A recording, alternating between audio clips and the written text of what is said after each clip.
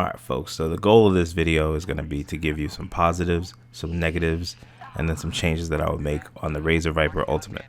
It's going to be my attempt at a review, so sit tight and let's get it started. So welcome to the channel for the first time viewers, and welcome back from my existing subscribers. I want to get this video straight to the point, so let's go ahead and start with the negatives. One of the negatives is they give you that little USB adapter, right? And for me, I had to actually move it from the back of my case because the way my case works is that it gets really hot back there. So regardless what I'm using back there, it can kind of overheat and cause some stability issues. So I did have to move it to the top of my case, which I don't really want anything catching. And on the back of my case is real secure. There's nothing that goes back there. Nobody passes through there. It's like I said, anything hanging out the back is okay, but hanging off the top, I pass my headset through sometimes. My kid goes by. There's a lot of things that can happen when it's hanging off the top. It's a very low profile USB adapter, but it's still there nonetheless.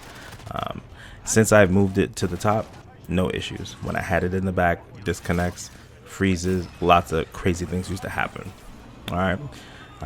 The second thing I would say as far as negatives, I have 4 negative points for you. Is the right side mouse buttons. It's an ambidextrous mouse. The shape of it is real clean. It's a nice finish, right? But the downside is that the way they place the buttons on the right side are just really weird. So coming from a G502 where the right side mouse buttons were completely, they weren't even there. And then I had 11 keys and pretty much full access to, I think it was like the 11 and the 10 button right next to the left click. I really use those a lot, so I'm hurting right now.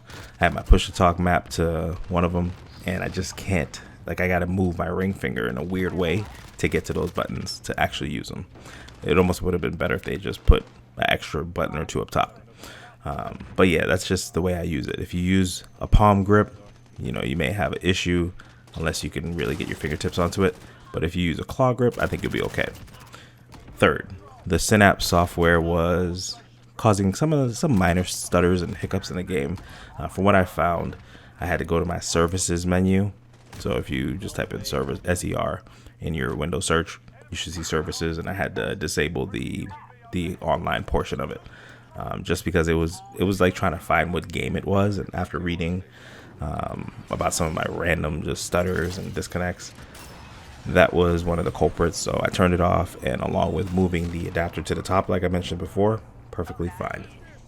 The fourth negative I would say about this mouse is that the plastic shell, it feels like a premium grade plastic, but at the same time, if you don't have a good grip on it, it could slide away from you. So the feet are fantastic, but the like I said, the grip of it, it's not really there. There's some rubberized panels on the side that give you a little bit more grip, but it's not enough. If you hold it like a claw, you'll be okay, but if you like that palm grip, you squeeze down a little bit, you can actually feel it move a little bit from underneath. But don't let it deter you. I just feel like that's one of those things that's a negative, but it's kind of preference. Some people might like that plastic feel, versus keeping it clean and things like that. But for me, I came from a mouse that had pretty much grips all around, and that's what I'm comparing it to. So switching gears, talking about some of the positives now. The mouse is extremely light, so that makes it very comfortable. It's not like the G502, where even though that mouse is very light, I had a corded one, which added a little bit of weight to it, a little bit of tug. It's really weird because I have the Viper Ultimate, not just the Viper, so that's the wireless one. So it's very weird to just be completely untethered. That's not something I'm used to. So being untethered is really cool. Feels different. The mouse is very, very responsive, so I can't tell the difference from when I was using my 502 to the way it works right now. So I would definitely recommend this as far as like if you were looking at higher end wireless mice. From my experience coming from a 502, I had the Hero to this one, and the only reason I got rid of my Hero is because it started double clicking. So I would fire in Call of Duty and it wouldn't actually register, and the downside to that is like I was pretty much giving warning shots every time I went. But this one, the clicks have been good so far, no issues. Like I said earlier, the quality of the plastic, even though it's plastic, it does feel good. So I would definitely put that as a positive.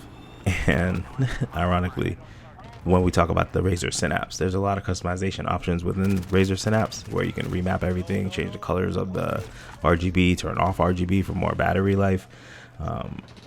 I mean, battery life is supposed to be about 60 hours, but I've never had any issues with it. So I would give the customization of the Synapse software a positive review, but the functionality of it, as far as what's going on in the background, if you don't disable the connected portion, could be a negative. Can't tell the difference, like I said earlier, between a wired and wireless, so that's actually something really good. And then I briefly mentioned it, but they have plastic feet on the bottom of this mouse, so it actually glides real easy on my mouse mat. That is definitely a big positive, because you can kind of tell sometimes when the feet get worn on a mouse and then they don't glide like they used to. So this kind of bypasses that. And with that, that is my positives and my negatives. So now let's talk about some of the things I would change. So one thing I would change would be the DPI change button, and I would add a third mouse button on the side. So like if you remember, like the sniper button is kind of what I'm talking about. If they had that button on the right side, I think that would be perfect. Another thing too is the price point. The price point is $150. I wouldn't have gotten it if I didn't have the Geek Squad protection for my hero, and I didn't have a gift card to pretty much cover the difference. If I didn't have those two, probably wouldn't have gotten it. But $150, now that I have it, I wouldn't be as hesitant to getting it again. Like I said, better placement for new buttons if added. That would be just, if they had more options for where the buttons could be. Like if they had it in the middle, or if they had it on the left side, then I feel like that would be a lot better than, you know, 2 on the left, 2 on the right. Because for me, it's kind of rough. Although some honorable mentions would be that the charging cradle is really cool. It works very well, so you get that, you know, it's not wireless charging, but it just docks in and charges. And the mouse wheel feels really good, and pressing in middle mouse button isn't that bad. So I found myself actually being able to use the middle mouse button to press it down, whereas on my 502, even though it had the tactile, you could click it each time and you could feel the movement, it just wasn't reliable for actually in-game. Like if I was using Buck, I went from the C8 to pretty much like Buck something with the master key, I would accidentally switch to the pistol all the time. With this one, I've only done it once.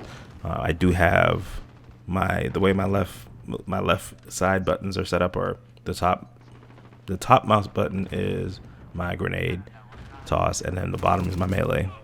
The top right is my push to talk, and the bottom right is my middle mouse. I thought I was going to be using the middle mouse more, but to get to it is just a pain in the ass. So I've just been getting used to the actual just pressing the actual middle mouse. But like I said at the beginning, overall this is the best mouse I've had so far. It's very light, very compact, feels good, fits well in my hand. The clicks are amazing.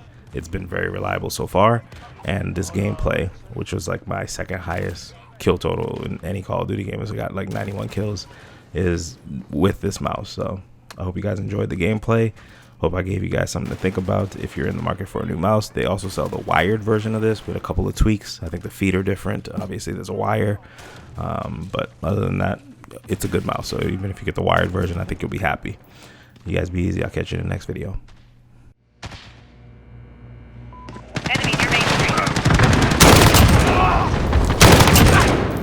Got a VTOL on station, ready to deploy. Got a chopper on station.